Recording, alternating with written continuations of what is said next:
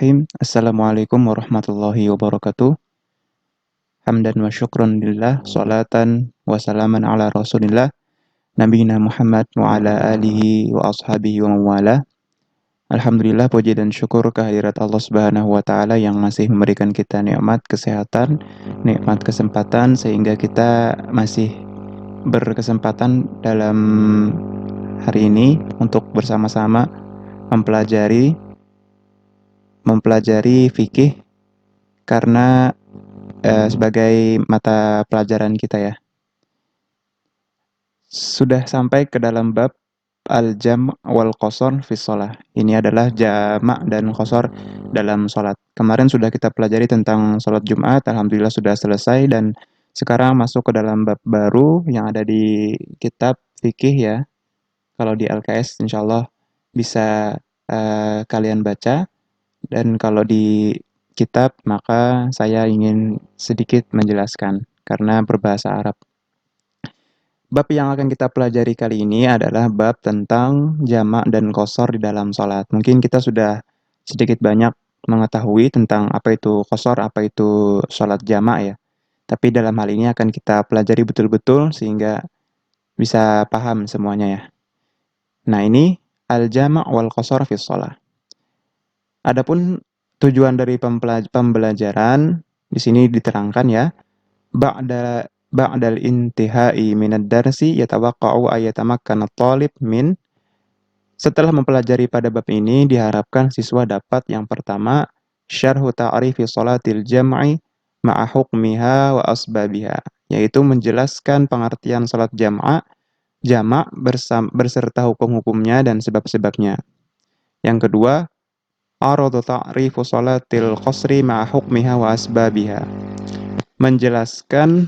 menunjukkan pengertian sholat qasar bersama dengan hukumnya dan sebab-sebabnya. Yang keempat, tatbiqu ada'i sholatil jam'i wal qasar sahihan, mengurutkan sebab-sebab kenapa harus jamak, kenapa harus qasar. Kemudian yang keempat, taudhihul farqi baina sholatil jama' wal qasar, menjelaskan perbedaan antara sholat jamak dan sholat qasar. Nah, jadi setelah kita mempelajari pada bab ini adalah tujuan-tujuan kita mempelajari bab sholat jamak dan qasar ini. Kemudian kita langsung ke dalam ruang lingkupnya ya. Jadi dalam ruang lingkup pada bab jamak dan qasar ini kita akan mempelajari tentang hukum jamak, hukum sholat jamak, kemudian pengertiannya atau pengertian dulu nanti, kemudian hukumnya, kemudian sebab-sebab sholat jamak, kemudian macam-macam sholat jamak. Begitupun dengan sholat qasar, kita akan membahas tentang pengertian sholat qasar, hukum sholat qasar, dan sebab-sebab sholat qasar. Ini yang akan kita bagi dalam beberapa video ya, seperti video yang telah kita bikin, yaitu tentang sholat Jumat kemarin. Nah, sekarang coba anak-anakku perhatikan di layar. Unzur ila hadhihi surah. Lihatlah kepada gambar di bawah ini.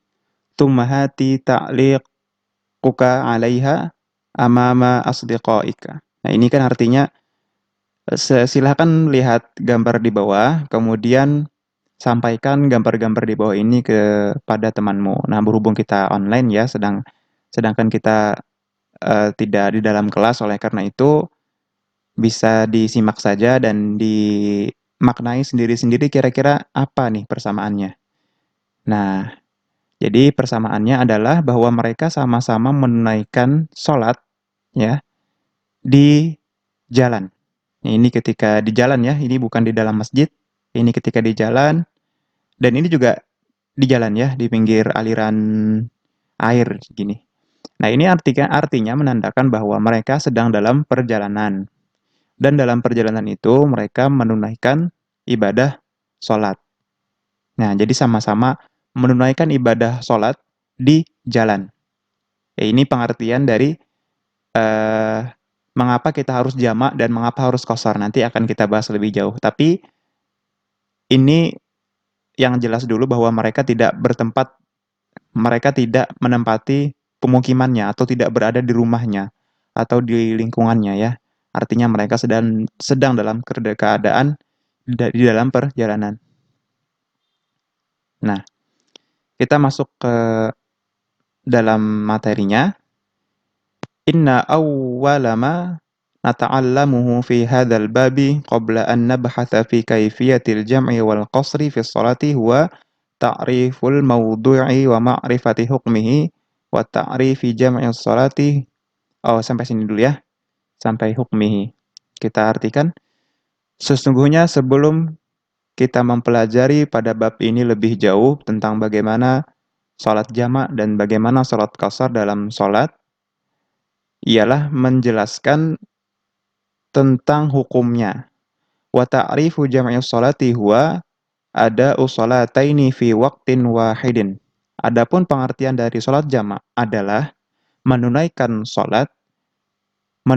dua sholat pada satu waktu secara bersamaan. Nah, itu dulu ya pengertian awalnya. Misalkan bainal zuhri wal asr, menggabungkan ya antara zuhur dan asar. Wa bainal maghribi wal isya'i, dan antara sholat maghrib dan sholat isya bisa babi khosin syar'iyyin, karena ada sebab khusus yang syar'i. Cabut besar. Nah, itu sholat jamak. Artinya adalah menggabungkan antara dua sholat pada satu waktu. Zuhur dengan asar dan maghrib dengan isya. Yaitu sholat jamak. Wa amma ta'rifu qasri sholati fahuwa, dan adapun pengertian dari sholat qasar adalah ja'lus sholati ar-rubaiyah rok'atain, yaitu menjadikan sholat yang empat rakaat menjadi 2 rakaat saja. Misalkan sholat zuhur, itu kan 4 rakaat. Diqasar menjadi 2 rakaat. Begitupun sholat asar ya. Itu 4 rakaat. Ketika diqasar, maka menjadi 2 rakaat. Nah, itu pengertian dari sholat qasar, yaitu menjadikan sholat yang 4 menjadi 2 saja. Hukmu jam'i sholati mubahun idza wujidat halatun minal halatil lati sayati bayanuha, wal jam'u idza wujidat al-masyaqqatu afdal. Nah, hukum melaksanakan sholat tersebut, ya baik jamak maupun qasar, adalah mubah. Nanti akan kita bahas lebih lanjut tentang sebab-sebabnya. Dan sholat jamak itu lebih afdol dikerjakan ketika terdapat memang masyaqqah. Masyaqqah itu maksudnya adalah kesulitan atau sebab-sebabnya. Ya, nanti akan kita bahas lebih jauh ya di dalam halaman-halaman selanjutnya. Hukmu qasri sholati yushra'u al-qasru fi safari faqat, fahuwa rukhsatu wasadaqatu minallahi faqasruha afdalu min itmamiha. Jadi hukum qasar salat itu disyariatkan dalam perjalanan saja. Salat qasar merupakan keringanan atau rukhsah ya, nih, keringanan atau rukhsah, dan sebagai sedekah Allah terhadap kita, maka mengqasar salat ketika dalam perjalanan adalah lebih afdol daripada mengerjakannya secara itmam. Itmam itu maksudnya rakaatnya secara lengkap, misalkan 4-4. Nah, lebih afdol dalam perjalanan kita misalkan ingin mengqasar salat zuhur, maka jadikanlah salat zuhur itu menjadi 2 rakaat saja. Itu. Nah, kita bahas tentang sebab-sebabnya ya. Asbabul jam'i, nah ini sebab-sebab salat jamak. Yang pertama, as-safar. Al-jam'u baina sholataini fi safari masyru'un bi fi'lin Nabi sallallahu alaihi wasallam. Nah, salat safar, ya salat jamak itu sebab pertama kenapa kita harus menjamak salat ya, menggabungkan antara 2 salat dalam satu waktu. Yang pertama adalah karena safar. Safar ini maksudnya adalah ketika kita berperan sebagai musafir atau dalam perjalanan. Nah, ini hadisnya ya, silahkan dibaca. Banyak insya Allah ya, di buku-buku, di internet insya Allah banyak ini. Artinya juga banyak. Kemudian kita fokus ke dalam sebabnya dulu aja ya. Yang pertama adalah safar, yang kedua adalah mator. Nah, hujan. Nah, jadi ketika hujan, maka disunahkan untuk menjamak itu juga. Kemudian alasan yang ketiga adalah al-marad, yaitu sakit. Nah, ini perlu kita terangkan.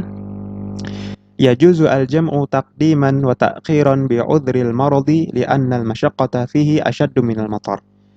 Dibolehkan untuk menjamak, ya, untuk menjamak baik jamak takhir maupun jamak takdim karena sakit, karena alasan sakit ini lebih berat daripada alasan hujan. Wal maradu al-mubihu lil jam'i ma yashaqqu 'alal maradi idza ada kullu salatin waqtiha. Dan sakit yang dibolehkan untuk jamak selama sakit itu selama dia sakit maka dia boleh untuk menjamak salatnya. Fayubahu al-jam'u liman ya'juzu 'anit taharati likulli salatin. Dan diperbolehkan menjamak menjamak ininya ya, menjamak taharahnya pada setiap salat juga. Sebagaimana ketika dia misalkan sakit berat ya, sakitnya itu misalkan sering kencing, kencingnya itu tidak bisa dikontrol. Nah, maka itu diperbolehkan untuk jamak.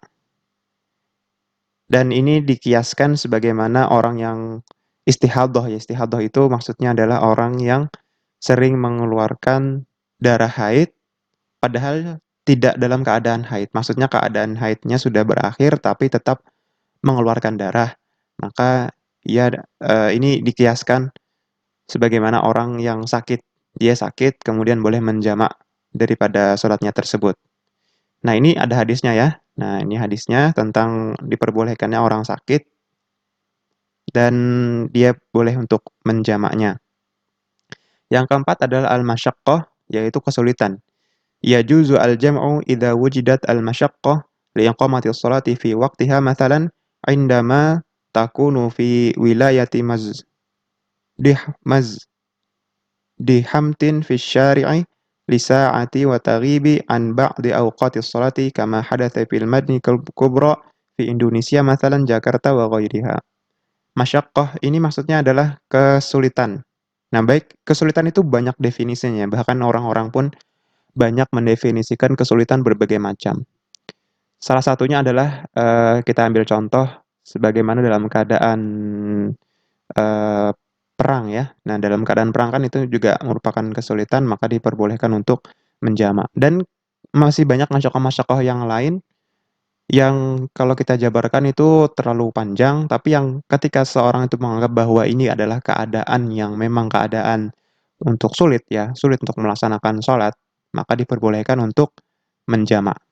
Nah, jadi seperti itu dulu ya video kali ini. Nah, minggu depan insya Allah akan kita bahas tentang anwa'ul jamak, yaitu macam-macam jamak itu apa saja. Ada jamak takdim ya, nanti ada jamak takhir dan lain sebagainya. Nah, itu dulu yang bisa kita sampaikan. Semoga bisa dipahami ya. Kalau belum dipahami, dipersilakan untuk bertanya pada Ustadz ya. Hadanallahu wa iyyakum ajma'in billahi fisabil haq fastabiqul khairat. Wassalamualaikum warahmatullahi wabarakatuh.